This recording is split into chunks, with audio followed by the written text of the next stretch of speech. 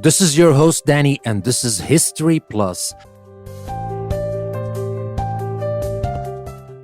Welcome to our third episode from 100 Events That Changed the World.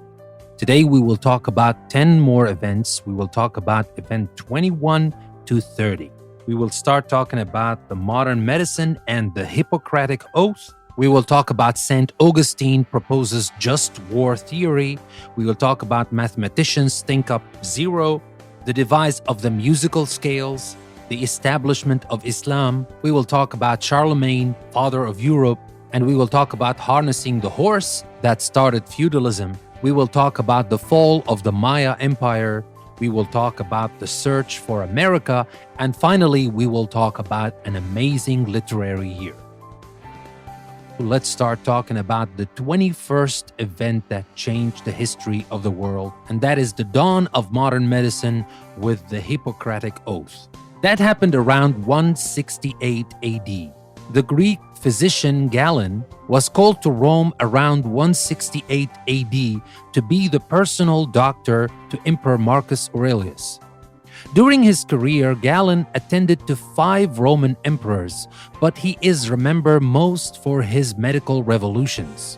After working as a physician at a gladiator school where he learned about trauma and open wounds, Galen demonstrated for the first time that arteries carry blood, not air. He also discovered the distinction between venous, dark, and arterial, bright blood.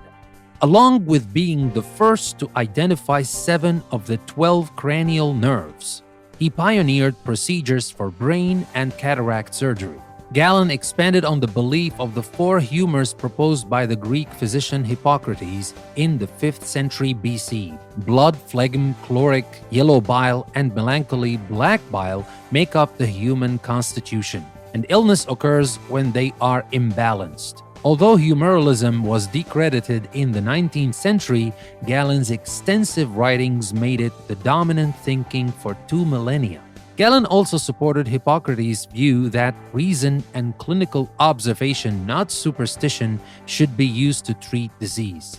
Hippocrates, called the father of modern medicine, remains a central figure in medicine because of the Hippocratic Oath, which spells out the ethical and humane code of behavior by which physicians must abide. Today's medical advances would not be possible without the founders of medicine, Galen and Hippocrates. And now let's talk about the 22nd event that changed the history of the world, and that's when St. Augustine proposes just war theory. That happened in 426 AD.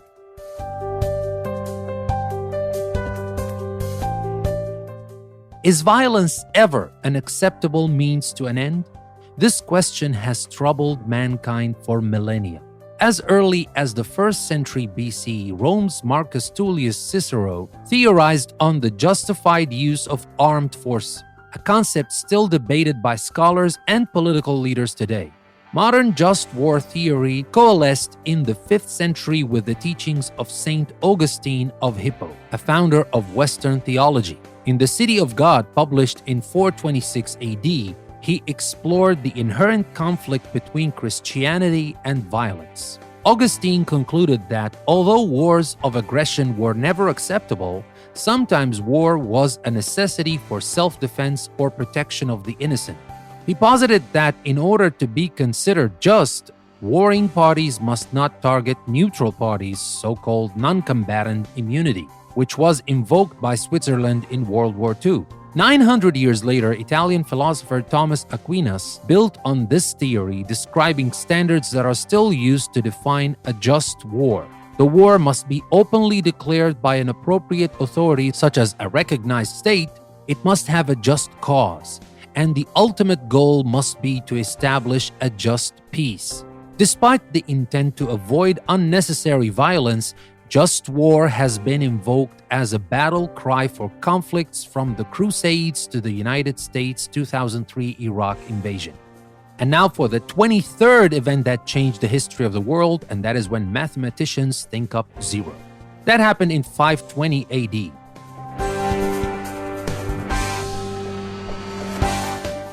For millennia, numerical systems started with the number 1.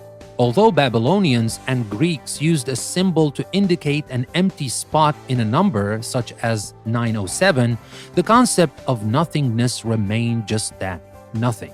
It was about 500 when India's great mathematician astronomers Aryabhata and Varahamihira described zero as a quantity, which led to the transformation of mathematics from being not just a counting system, but also a conceptual framework. During the next few centuries, Indian mathematicians worked out the laws for adding, subtracting, and multiplying by nothing. But it wasn't until the 9th century that the concept of zero finally came to the West through the written works of Persian mathematician Al-Khwarizmi. He brought the Indian numeral system to Baghdad, where he worked at the House of Wisdom, a major intellectual center during the Islamic Golden Age. Al-Khwarizmi is also known for developing algebra. And now for the 24th event that changed the history of the world, and that is when Boethius devises musical scales. That happened around 521 AD.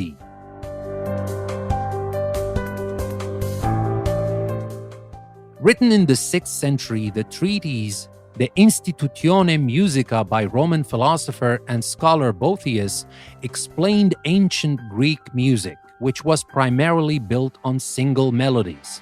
In the treatise, he assigned letters to pitch levels, leading to the modern A to G scale, and discussed consonants, scales, and the intervals between pitches.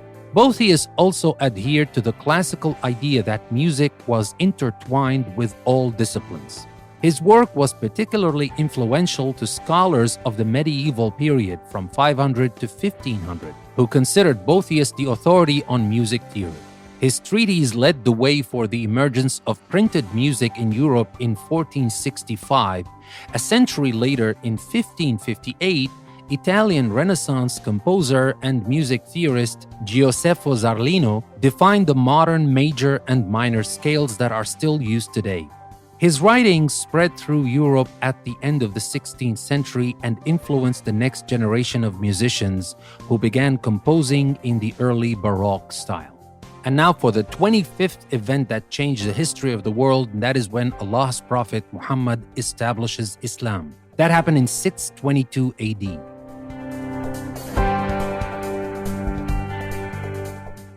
The Prophet Muhammad was born around 570 AD in the Arabian Peninsula, a place of nomadic peoples and caravan trading centers. At the time, people worshipped nature spirits and honored gods housed at a shrine in Mecca. The orphaned Muhammad lived with his grandfather and an uncle and worked as a shepherd, camel driver, and merchant. He earned the name of Al-Amin, which means the trustworthy, when he was 25. He married a wealthy widow 15 years his senior with whom he had 6 children. After her death, he is said to have married more women. By the early 7th century, the idea of monotheism had spread throughout the Middle East via Judaism and Christianity. Muhammad recognized the value of one coherent doctrine of life and worship.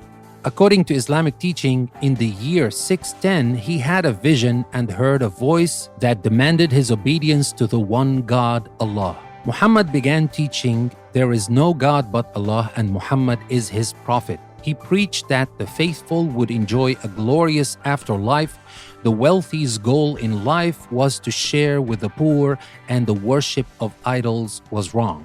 In 622, having been warned that the leaders of various tribes were plotting to kill him, Muhammad fled Mecca. His journey crystallized his beliefs and marked the start of Islam, which means submission to the will of Allah, as well as the first year of the Islamic calendar. He gathered followers as he fled to the town of Yathrib, which became Madinat an-Nabi, the city of the Prophet, now known as Medina in Saudi Arabia. Within a decade of arriving, Muhammad's power was recognized and he formed the first Islamic state. In 630, Muhammad returned to Mecca with a force of 10,000 men and defeated his opponents. The Quran, the holy book of Islam, is held to be the word of God as revealed to Muhammad during 2 decades. It was passed on to his followers who recorded it during the reign of Caliph Uthman. It spells out the 5 pillars of Islam: belief in one God, prayer, almsgiving, fasting during the month of Ramadan, and performing the Hajj, the pilgrimage to Mecca, at least once in a lifetime. Muhammad made the first Hajj shortly before his death in 632. His successors urged the faithful not to despair, and believers spread the faith by word and by sword. Expansion of Islamic rule by war was seen as a sacred duty known as jihad. Muhammad's first two successors, or caliphs, used jihad to establish a religious government that ruled over an empire stretching to the borders of Egypt and Persia. The third caliph after Muhammad did not have unified support among the believers. Arguments raged about whether the caliphate should pass down Muhammad's bloodline or be chosen for his leadership abilities. Muhammad's favorite wife, Aisha, led the latter. She opposed the selection of her son-in-law Ali as the new caliph. Gathering forces, she and her follower met Ali's along the Euphrates River near Syria and Iraq. Although both sides agreed to a peaceful settlement, the Battle of the Camel led to a fundamental schism in Islam. Aisha's followers became known as Sunni Muslims, and Ali's party became the Shiites. The divide between the two groups still exists today. And now let's talk about the 26th event that changed the history of the world, and that is Charlemagne, father of Europe. That happened around 800 AD.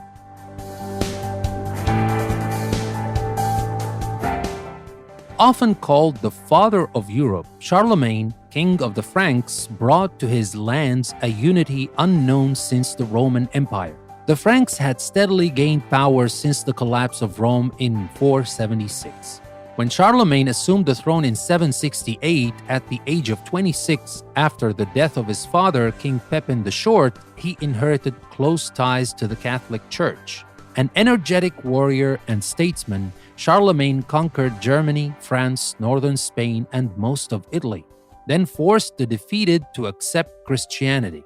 During his reign, the ancient term Europe was revived to describe the realm, but the Frankish state he founded is known as the Carolingian Empire. A firm believer in education, Charlemagne is said to have ushered in the Carolingian Renaissance.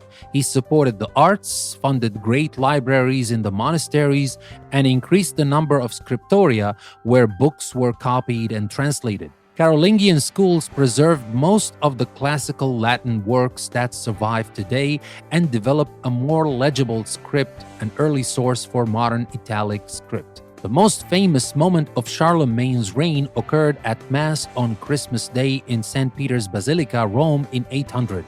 Pope Leo crowned Charlemagne, proclaiming him Charles Augustus, Holy Roman Emperor. From then on, the papacy was loyal to Europe rather than Byzantium. And now for the 27th event that changed the history of the world, and that's harnessing horses that strengthens feudalism. That happened in 920 AD.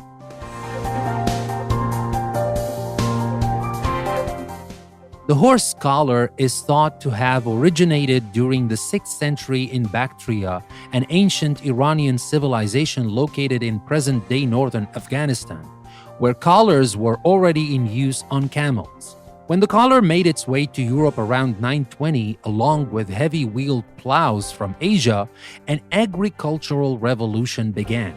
Because horses are 50% faster than oxen, using them for plowing increased farmers' yields. For the first time, there were food surpluses, which led to the success of the European feudal system. Originally devised to address medieval people's dual needs for military protection and food production, feudalism was a political class system. It appeared in Japan, China, Persia, and Byzantium, but its most systematic use was in Europe, starting in the 8th century. The king parceled out large estates to his nobles in exchange for their support. The nobles then guarded the king's realm and doled out their land to lesser lords who served as knights in times of conflict. The peasants, or serfs, farmed the land for their noble masters who grew rich from the serfs' labor. As the threat of invasion diminished in the 11th century, many serfs slipped away to growing towns, but in Russia the system would not be abolished until 1861, when Tsar Nicholas II outlawed it in fear of massive serf rebellions. And now for the 28th event that changed the history of the world, that is the fall of the Maya Empire in 1987.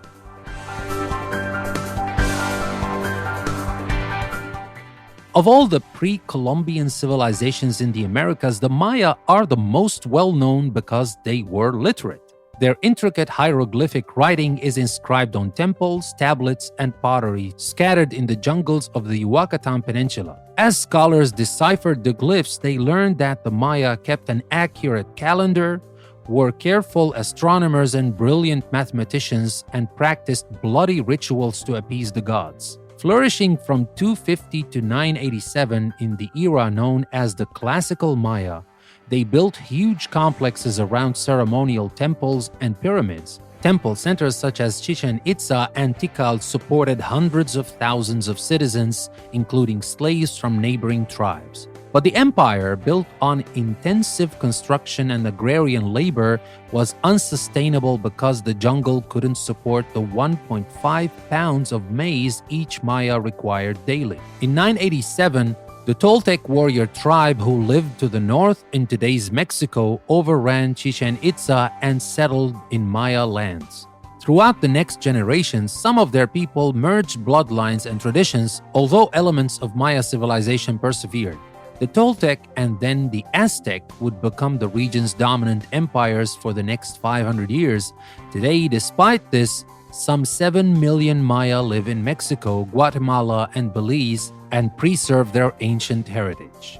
And now for the 29th event that changed the history of the world, that's when Erickson, Columbus, Vespucci, and the search of America happened.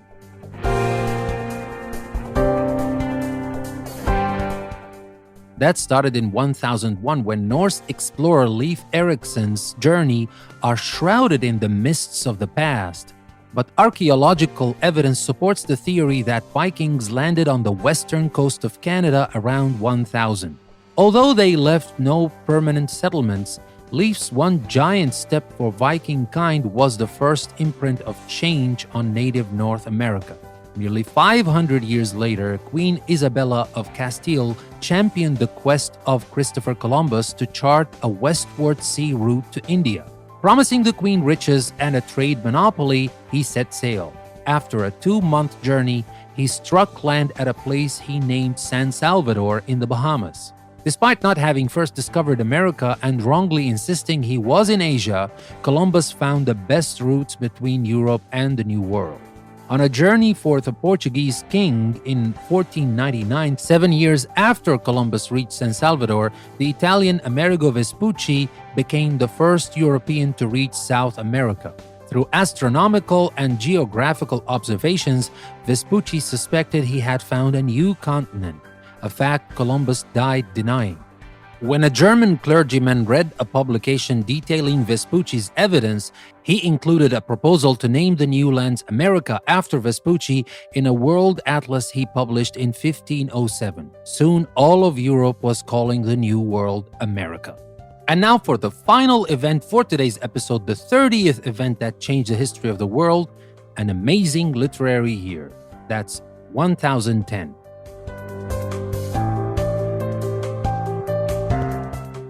The crown jewel of Japanese literature, Muraki Shikibu's The Tale of Genji, written in 1010, is the world's first novel. The novel is also the world's first juicy tell-all. Murasaki was a lady-in-waiting and companion to the empress at the Japanese court. The gorgeous prose masterfully follows the court and the romances of her hero Genji, who is thought to be modeled after Heian Emperor Fujiwara Michinaga. Some compare Murasaki's expression of the Heian court to that of Shakespeare's evocation of Elizabethan England. Thousands of miles from Japan, another national masterpiece was completed in the year 10,010. Instead of focusing on just one king, Persia's Shahnameh aimed to chronicle all the kings of the land, from mythical times through the 7th century. Almost 60,000 couplets exalting Persia's history of kings were written by the poet Ferdowsi from the stories found in older texts. Many consider Ferdowsi's epic the most important work of Persian literature ever written.